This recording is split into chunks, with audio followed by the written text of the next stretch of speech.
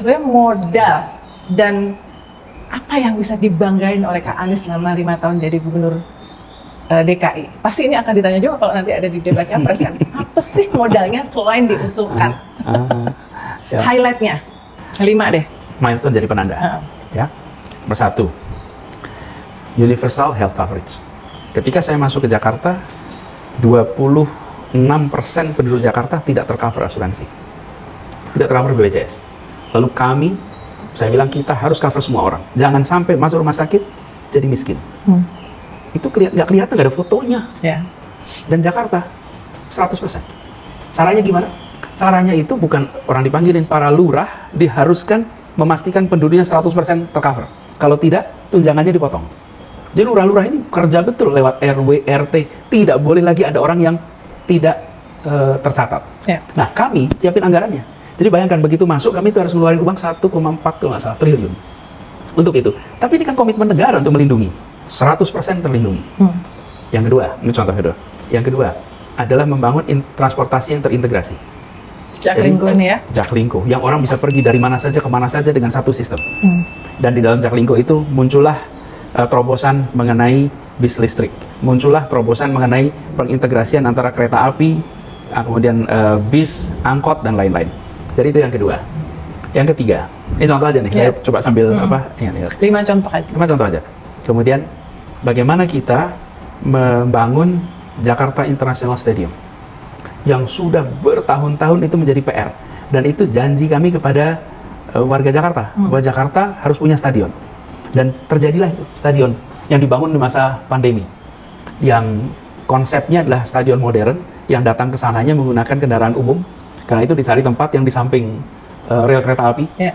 Mudah-mudahan ini nanti stasiunnya segera tuntas, supaya orang kalau mau ke JIS, parkirnya di mana? Parkirnya di semua stasiun di sekitar Jabodetabek. Parkir aja di situ, naik kendaraan umum sampai ke situ. Itu ketiga, contohnya adalah JIS. Lalu keempat adalah pembangunan ruang ketiga yang mensetarakan. Ruang ketiga ini, ruang pertama itu di rumah, ruang kedua itu tempat kerja, ruang ketiga itu di arena publik. Apa itu? Mulai dari taman, kemudian trotoar, kemudian anjungan-anjungan. Kalau dilihat itu apa JPO, tempat-tempat itu adalah ruang ketiga. Ruang ketiga yang bersatukan. Jadi Kak Uni, saya cerita dikit nih Kak Uni. Kalau Kak Uni ke Bundaran HI, di depan Bundaran HI itu sekarang ada halte bis yang kemudian ada anjungannya untuk lihat apa Bundaran HI.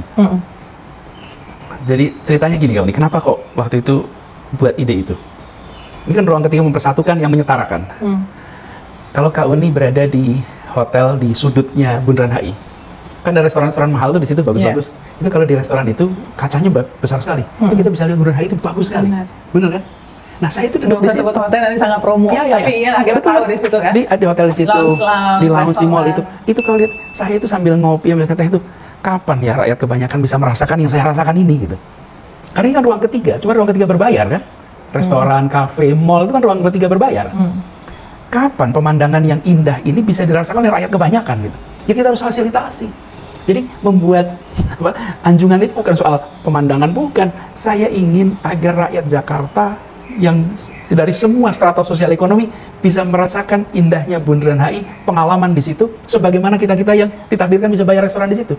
Buat healing tipis-tipis kalau kata anak zaman sekarang ya. Bisa jadi begitu.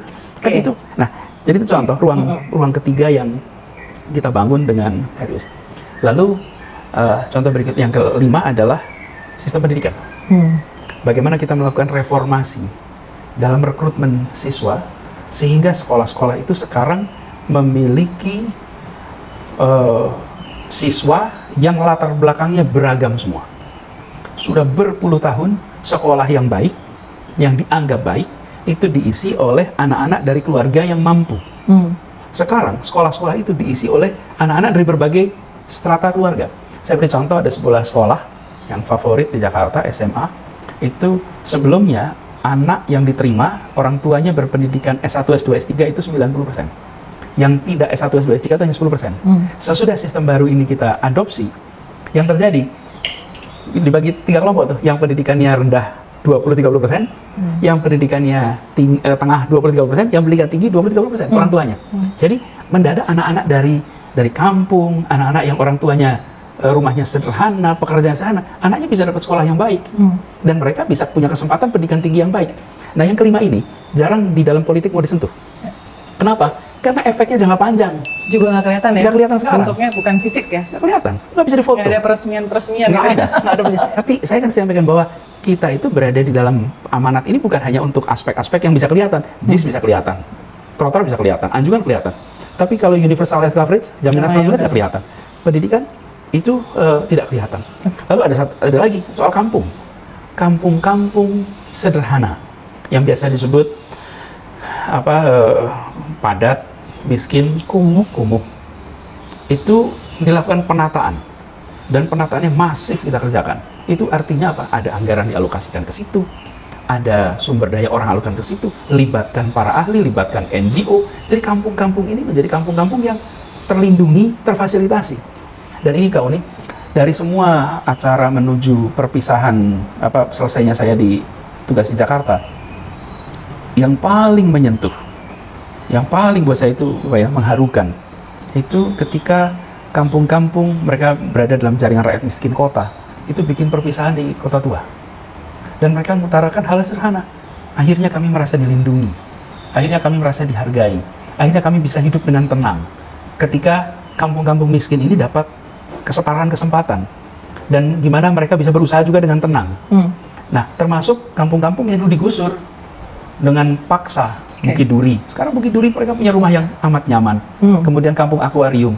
Jadi, Kak, saya kalau ditanya tentang bagaimana rekam jejak di Jakarta, maka saya akan tunjukkan rekam jejak ini sebagai bagian dari rakyat Indonesia bisa melakukan penilaian bahwa konsep membesarkan yang kecil tanpa mengecilkan yang besar, memberikan kesetaraan kesempatan, sudah dioperasionalisasikan. Oke.